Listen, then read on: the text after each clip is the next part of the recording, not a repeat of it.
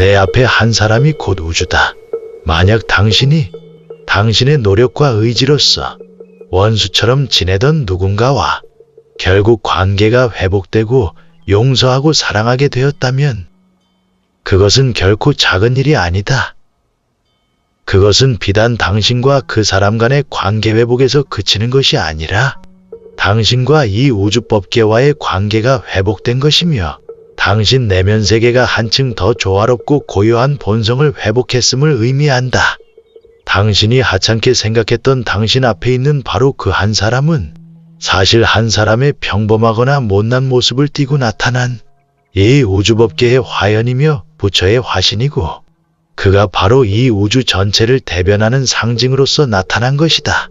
사실 그는 단 한 사람이 아니라 단 한 사람인 것처럼 가장하고 나타난 우주 전체다. 이 우주 전체와 둘이 아니게 연결된 우주법계 전체의 드러남인 것이다. 당신이 이 우주법계와 어떤 관계를 맺기를 원하는지를 보기 위해 우주법계가 붙다가 신이 보낸 화연인 것이다. 바로 그렇게 당신 앞에 등장한 삶의 모든 등장인물들이 사실은 제각기 독자성이라는 파편으로 드러난 우주적인 존재들이다. 우주라는 바다에서 물결이라는 개별성의 파도가 당신 삶 앞에 넘실거리고 있는 것이다. 만약 당신이 가족이나 친척과의 오랜 불화를 끝내고 서로 사랑하는 관계로 발전시켰다면 그것은 결코 개인적인 집안일에서의 성공에만 국한되는 것이 아니다. 그 일을 통해 당신은 이 우주법계 전체에 사랑을 피워낸 것이다. 그 한 사람과의 관계 회복은 곧 우주와의 관계 회복을 의미한다. 이 세상 모든 것은 서로 연결되어 있는 하나이기 때문이다. 한 사람을 미워하기 시작했다면 그 또한 이 세상 전체를 미워하기 시작한 것이다. 당신이 누군가에게 일으킨 한 생각, 한 가지 행동은 사실 그 한 사람을 대상으로 이루어진 것이 아니라 전 우주를 대상으로 일으킨 것이다. 당신은 그 육신 속에 갇혀있는 개체적 자아가 아니라 우주적이고 전체적이며 다차원적으로 연결된 통합적 존재이기 때문이다. 당신이 곧 우주 그 자체다. 당신 앞에 바로 그 한 사람이 곧 우주 전체다. 당신과 일체 모든 존재는 진실로 하나다. 서로 영향을 주고받는 연결된 하나다. 당신의 행위 하나하나는 곧 전 우주에 영향을 끼치고 있다. 그렇기에 당신은 이 세상에 더 크고 좋은 영향을 주기 위해 더 위대한 사람 혹은 더 영향력 있는 사람, 더 인기 있는 사람이 되어야 할 필요는 없다. 눈에 보이는 매우 좁은 세계에서 보기에는 높은 자리에 올라야지만 더 많은 이들에게 영향력을 끼칠 수 있는 것처럼 보이지만 사실 보이지 않는 더 넓은 세계에서는 1000명, 10,000명에게 연설하며 그들을 감동시키는 것과 내 앞에 단 한 사람의 고민을 들어주고 힘이 되어주는 것이 크게 다르지 않다. 중요한 것은 어떤 마음, 어떤 행동, 어떤 말 한마디, 어떤 생각들이 내게서 나가고 있는가에 있다. 단 한 사람을 아상이 아닌 지구의 사랑과 자비의 마음으로 구하고 살렸다면 그것은 자신의 공명심으로 한 국가를 구하고 살린 위임보다 더 아름답다. 우리 삶에서 정말 중요한 것은 나의 재능으로 더 많은 사람에게 영향을 미치고 더 많은 사람을 돕고 더 많은 사람들을 구하고 살리는 것이 아니라 내 앞에 나와 인연 맺고 있는 단 한 사람에게 참된 지혜와 사랑으로 영향을 미치고 그를 도우며 구하고 살리느냐에 있다. 특히 나의 가족이나 친지, 친구들처럼 가까운 인연관계라면 더할 나위 없이 중요하다. 그러나 우리의 현실은 어떤가? 남들 앞에서는 잘하고 남들을 돕고 사랑하고 말씨도 부드럽고 행동도 자비롭지만 집안에 들어오면 화도 잘 내고 무시하기도 한다. 가까운 한 사람, 바로 그 단 한 사람과의 관계를 회복하라. 바로 그 한 사람을 진심으로 사랑하고 돌보라. 가족과 관계가 회복되고 벗과 친지들을 진정으로 사랑하게 될 때 그 참된 지혜와 사랑은 우주 끝까지 퍼져나간다. 그것이야말로 우주 전체와의 관계 회복인 것이다. 세상에 아무리 많은 영향을 끼치고 아무리 좋은 책을 펴내고 아무리 명강연을 하고 다닐지라도 나와 인연 맺은 단 한 사람을 감동시키지 못한다면, 내 아내와 아들에게 존경받지 못한다면, 친척에게 사랑받지 못한다면 그것은 진실이 아니기에 우주법계로부터 외면당한다. 어떤 마음이, 어떤 행동이, 어떤 의도가 나에게서 나가는지가 중요하지, 얼마나 많은 사람에게 영향을 끼치느냐가 중요한 것이 아니다. 단 한 사람을 진정으로 사랑할 수 있다면 그는 이 우주법계와 사랑에 빠진 것이다. 내 삶에 등장하는, 오늘 내 앞에 나타나는 바로 그 한 사람에게 그 순간에 최선을 다하라. 그는 인간의 몸을 하고 나타난 부처이며 우주 전체의 대변자이기 때문이다. 업습의 자동 반응과 새로운 삶. 우리가 말과 생각과 행동으로 한번 행위에 옮긴 것은 한 번의 경험이 되어 기억되고, 그런 행위가 반복되면 습관이 되어 우리 안에 업습으로 자리 잡게 된다. 그 다음에 비슷한 상황이 되면 그때에는 자동 반사적으로 저절로 업습 따라, 습관에 따라 반응하게 되는 것이다. 이런 방식으로, 즉 과거에 경험하고 행위한 방식대로 습관적으로, 자동 반사적으로 반응하는 일들이 우리 삶에는 대부분을 이룬다. 무의식적으로 깨어있지 못하게 되면 우리는 저절로 습관의 영향을 받는 것이다. 집에서 시간이 날 때 TV를 자주 보던 사람은 나중에는 의도하지 않았더라도 나도 모르게 TV를 보고 있는 자신을 발견하고 습관적으로 리모컨을 손에 쥐고 사는 모습을 발견하게 된다. 시간이 날 때 자주 책을 보던 사람은 자신도 모르게 습관적으로 책을 보고 있는 자신을 자주 발견한다.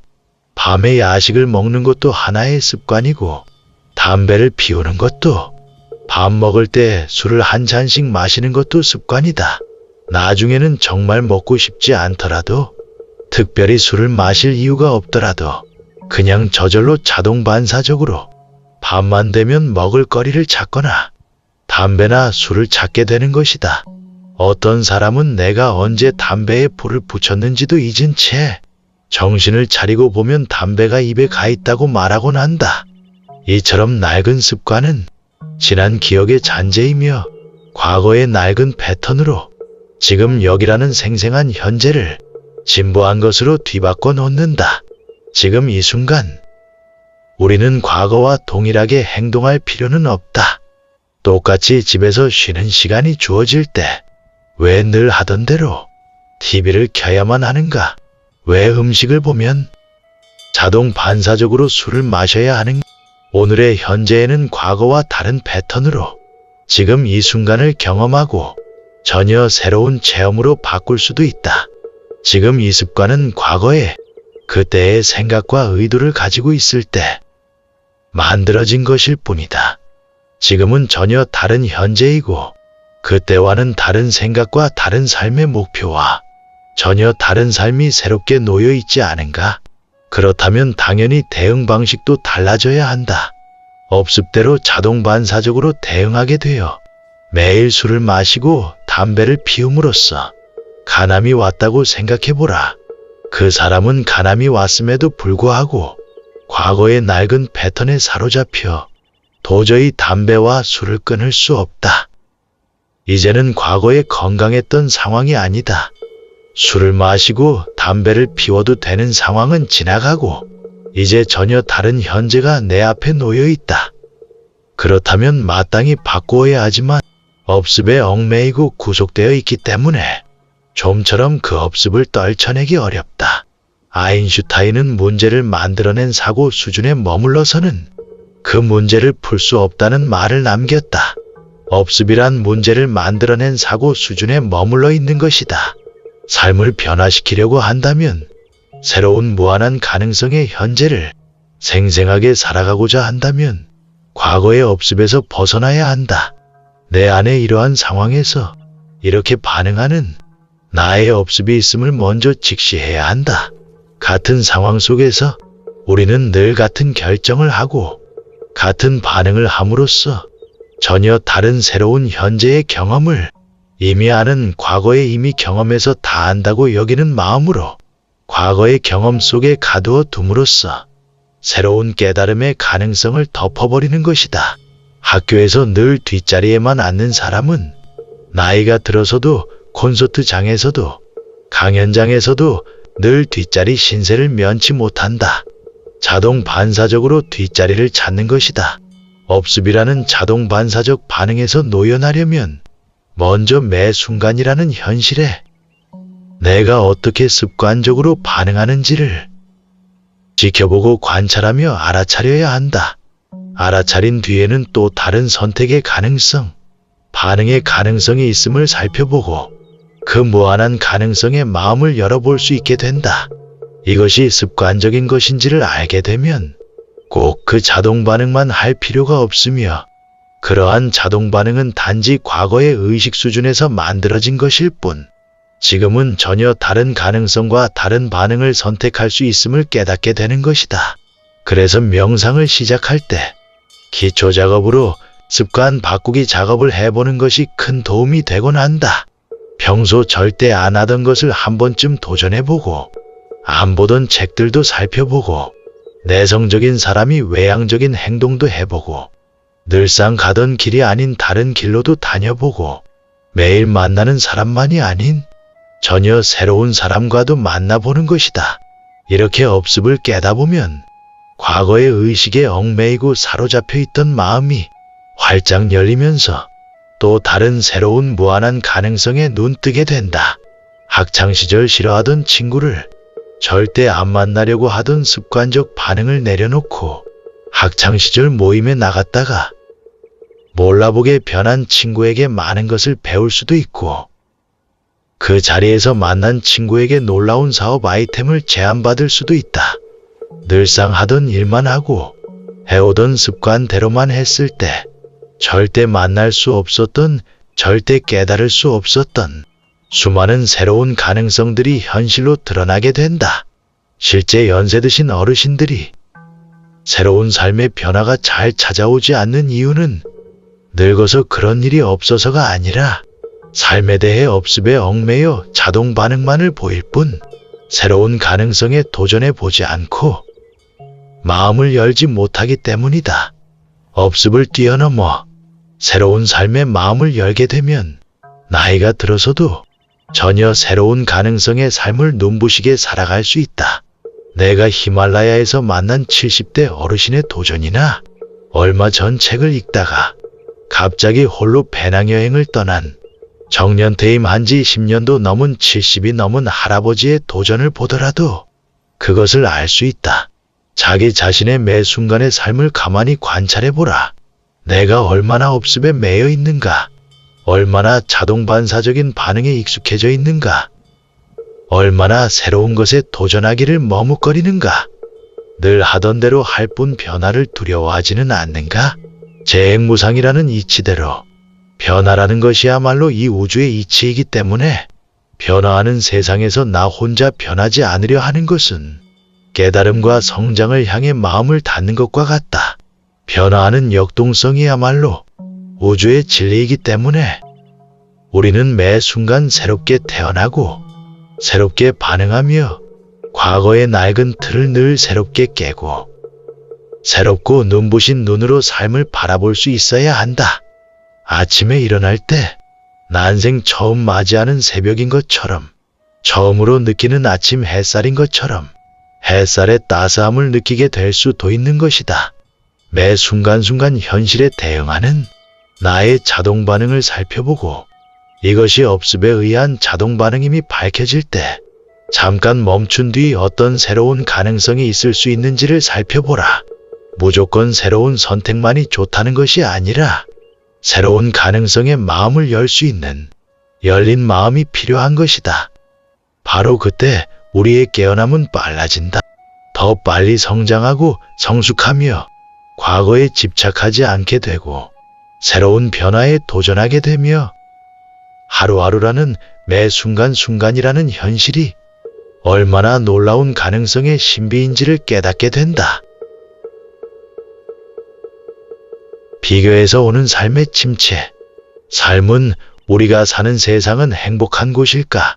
불행한 곳일까? 즐거운 일이 더 많은 곳일까? 괴로운 일이 더 많은 곳일까? 우울한 침체기를 겪는 때가 더 많을까? 아니면 순탄한 기쁨을 겪는 때가 더 많을까? 답은 의외로 간단한 게 아닐까? 내가 타인에게 많이 영향을 받고 남들과 비교하며 살아갈수록 삶은 불행하고 괴로운 곳이 되지만, 타인의 영향에서 자유로워지고 비교하지 않는다면 그 즉시 삶은 행복하고 살아볼 만한 아름다운 곳이 될 것이다. 우리의 평범한 일생을 예를 들어보자. 만약 당신의 어린아이가 다른 아이보다 늦게 걷기 시작한다면, 말을 남보다 늦게 배우기 시작한다면, 옆집 아이에 비해 영어도 수학도 심지어 운동도 못한다면 당신은 불행을 느낄 것이다. 그러나 비교하지 않고 타인에게 영향받지 않는다면 그건 단지 서로 다른 차이일 뿐 그리 걱정할 일이 아님을 알게 된다. 만약 당신의 아이들이 성적이 다른 아이보다 낮게 나온다면 또래 어울리던 친구들은 다 원하는 특목고에 진학을 했는데 당신의 아이만 평범한 고등학교에 가게 되었다면, 친구들은 다 서울의 좋은 대학에 들어갔는데 당신의 아이는 원하는 대학에 가지 못했다면, 옆집 친구 아이처럼 내 아이도 능력 있는 사위를 데려오길 원했지만 능력 없는 사위를 데리고 왔다면 당신은 삶의 침체기에 빠지게 될 것이다. 다른 남편들은 잘만 진급하는 것 같은데 우리 남편만 진급을 하지 못했다면, 우리 남편 연봉이 남들보다 작다면, 그래서 어쩔 수 없이 나도 함께 맞벌이를 시작해야 한다면 당신은 괴로운 삶의 시기를 보내게 된다. 그런데 이 모든 것들이 모두 남들과의 비교에서 온다는 사실을 아는가? 그것 자체만을 놓고 보면 사실 좋거나 나쁜 일이 아니다. 사실은 나보다 더 못한 사람도 많고 나보다 더 느린 사람도 많다. 아이들은 글자를 빨리 뗄 수도 있고 늦게 뗄 수도 있다. 내 아이보다 더 늦는 사람도 많고 더 빠른 사람도 당연히 있게 마련이다. 그런데 너무 글자를 빨리 떼고 책을 많이 읽은 아이는 오히려 문제를 일으킨다는 신문기사도 있지 않았는가? 아무리 좋은 것도 너무 과하게 빠르면 문제가 되는 법이다.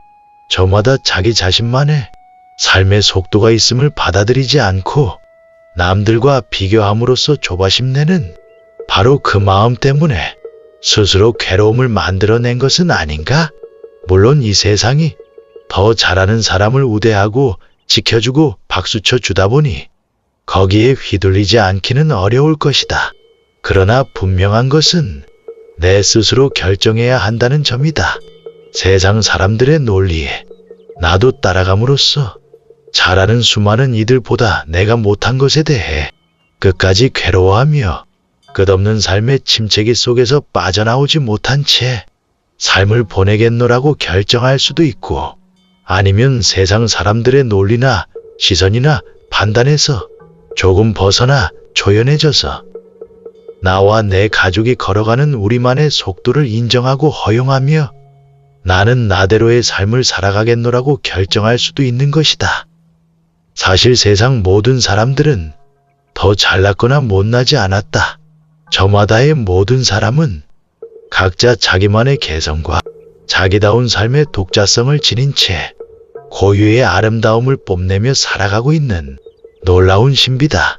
비교를 하게 되면 우리는 끝까지 나보다 더 잘난 사람을 만날 것이고, 이 세상 곳곳에는 나보다 더 잘하는 수많은 사람이 있기에 그들과의 비교 속에서 우리는 언제나 패배자이고 침체기를 면치 못할 것이다.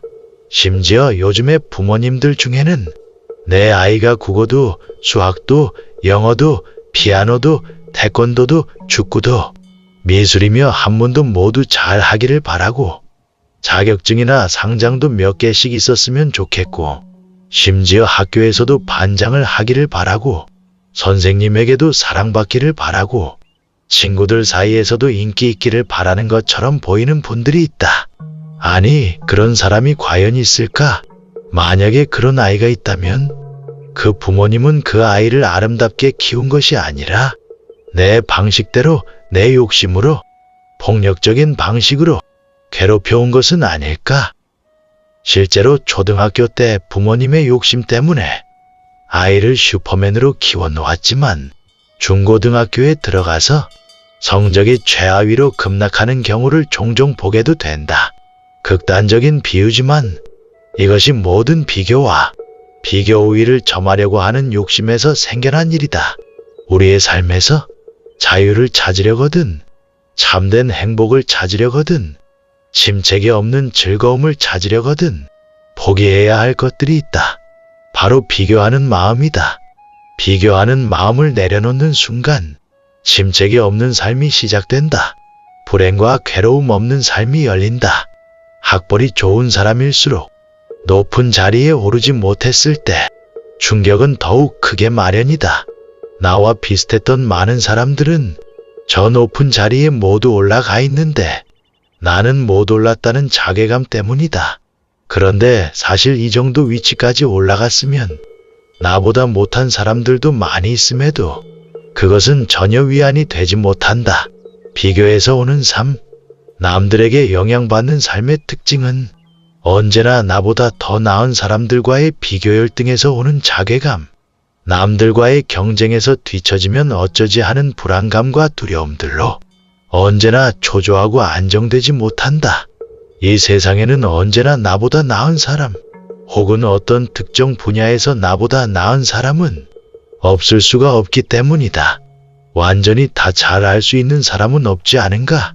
이처럼 잘 나가고 능력을 인정받는 순간에조차 불안할 뿐 아니라 승승장구할 때에는 나도 모르게 남들을 업신여기고 교만해지기 쉽다. 아니, 잘 나가는 사람이 마음 깊은 곳에 교만심이 없기란 어렵다. 그럼에도 다 잘하고 싶어하고 다 남들보다 낫기를 바란다. 비교를 내려놓는 삶, 남들에게 영향받지 않는 삶은 비교 우위도 비교 열등도 없기에 언제나 자유롭고 순탄하며 즐겁고 행복하다. 언제 어디서나 당당하다. 남들의 시선은 큰 문제가 되지 않는다. 나는 언제나 나 자신의 길을 걸어갈 뿐이다. 우리는 늘 정말 힘들다기보다는 남들의 시선 때문에 힘들다. 진급에서 떨어지거나 대학을 조금 안 좋은 곳에 갈지라도 삶은 계속되고 또 다른 길은 언제나 이어지게 마련이지만 우리는 남들이 어떻게 볼까 싶은 염려 때문에 남들이 나를 얕잡아 볼까봐 힘들다. 남들이 나를 평가하거나 무시하거나 평가절하하거나 얕잡아 보는 것은 그 사람의 문제인 것이지 그것은 내 문제가 아니다. 그것은 그 사람이 상대를 무시함으로써 자기 자신의 삶 속에 낮아짐을 끌어당기는 중이고 그렇기에 그것은 그 사람의 책임이지 그것으로 인해 나까지 괴로울 일은 없지 않은가? 남들에게는 나를 평가할 자유를 주라. 남들이 나를 욕할 자유를 허용해 주라. 남들이 나를 무시하더라도 그것은 그 사람의 문제일 뿐 나와는 상관없는 일일 뿐이다. 그리고 나 자신에게도 나 자신답게 남들과 비교하지 않고 당당하게 독자적으로 살아갈 자유를 허용해 주라. 나 자신의 길을 갈 자유를 선물해 주라. 타인의 깨달음을 내 것으로 가져오기. 우리는 어릴 적부터 위인전이나 사람들의 성공 스토리에 관심을 가진다. 영화나 드라마의 주인공이 어떻게 성공하게 되었고 어떻게 삶을 배우고 깨닫게 되었는지는 우리 모두의 관심사가 아닐 수 없다. 왜 그럴까? 그 위인이나 주인공의 성공 스토리와 삶을 깨닫는 이야기를 보면서 우리는 간접적으로 배우고 깨닫기 때문이다. 상대방의 발전과 깨달음의 스토리를 내가 가슴 깊이 받아들이고 깨닫게 된다면 그 주인공이 발전한 만큼 나 또한 발전하고 깨닫게 된다. 상대방을 통해 내가 깨닫게 되는 것이다. 뇌과학에서 우리의 뇌는 현실과 가상을 구분하지 못한다고 한다. 마찬가지로 불교에서도 현실이라는 것 또한 사실은 가상현실에 불과하기 때문에 현실만 중요한 것이 아니라 마음이 중요하다고 누누이 강조하고 있다. 남들이 잘하거나 보시한 것에 대해 내가 함께 기뻐하며 수위하고 칭찬하며 찬탄해주게 될 때 그의 장점과 보시의 공덕은 나에게도 똑같이 주어진다고 한다. 이 사실은 매우 중요한 점을 시사해주며 우리의 나아갈 발을 알려준다. 우리는 세상에서 성공하고 싶고 그 성공과 성취를 통해 삶을 깨닫고 싶다. 그러나 이 세상 누군가가 성공한 스토리를 내가 직접 물질 현실에서 체험해야지만 그의 성찰과 배움을 얻을 수 있는 것은 아니다. 그의 삶을 통해 그에게 일어난 발전과 성찰을 내가 깨닫게 된다면 그것은 곧 나의 발전이 되고 나의 깨달음이 되는 것이다. 그래서 영화 한 편을 선택하는 것이나 TV 프로 한 편을 선택할 때 혹은 위인전을 읽을 때도 그저 있으니까 읽거나 노는 것보다는 나으니까 영화 한 편으로 기분 전환을 하기보다는 책임감을 가지고 신중하게 선택할 수 있어야 한다. 그 영화 속 주인공이 그 각본 속에서 깨닫고 배운 것 혹은 경험한 것들이 나의 몰입과 집중도에 따라 곧 나의 배움이요 나의 성취가 될 수 있기 때문이다. 삶에서 만나는 수많은 사람들을 대할 때도 마찬가지다. 그들의 잘못된 점에 대해 욕하는 시간을 가지기보다 그들의 성공과 깨달음과 지혜를 찬탄하며 배우고자 한다면 그 성공 스토리는 가상현실 속에서 곧 나의 배움이 될 것이기 때문이다. 스님이나 수행자들의 수행 이야기나 지혜를 깨달은 이야기 등을 자주 접하면서 그 구도와 깨달음에 몰입하고 감동하며 찬탄하고 배우게 된다면 그것은 곧 나의 발전과 이어진다. 역사 속 큰 스님이나 부처님이나 성자와 성인들의 스토리가 나의 삶과 연결되는 것이다.